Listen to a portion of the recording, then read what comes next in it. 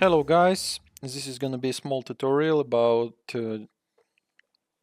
exchanging items between two containers. Let's test it how it looks like now. Let me collect some items. Here they are.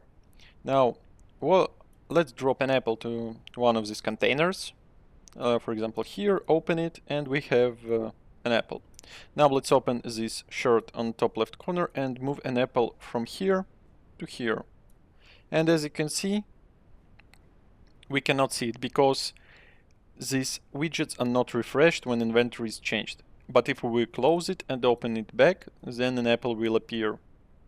Well, so to fix this issue, the only thing that we have to do is to refresh these opened container widgets. So let's open VB opened container widget, open event graph, and navigate to event preconstruct.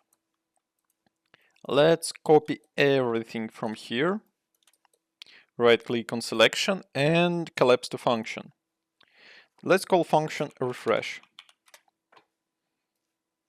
Like this, let's open it and a little bit move things to make it look prettier. And now we also need to clean our vertical box.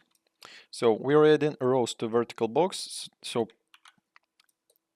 before every refresh, we have to get this vertical box and clear children. Let's get it VB rows box and clear children.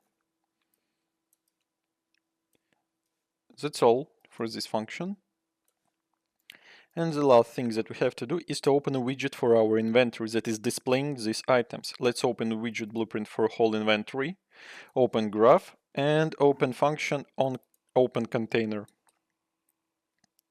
Oh, no, we don't need to open this function. Let's open function refresh inventory. Well, here we are refreshing some items. Let's add one more sequence pin, like this. And after needed containers are closed, then we have to get all containers that are left. Let's get them. Shown containers array, and for each loop through it. For each loop, connect to then to pin, and call refresh. And I think that it's enough.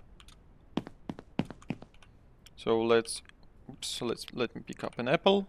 Let's move it to this one. So if I drag it here, then it appears here. And let me equip this shirt, open this one, move an apple here, and equip this one. No, this one. So as you can see, everything works, and well, I don't even know what will be next tutorial about, but thanks for watching, hope it will help someone.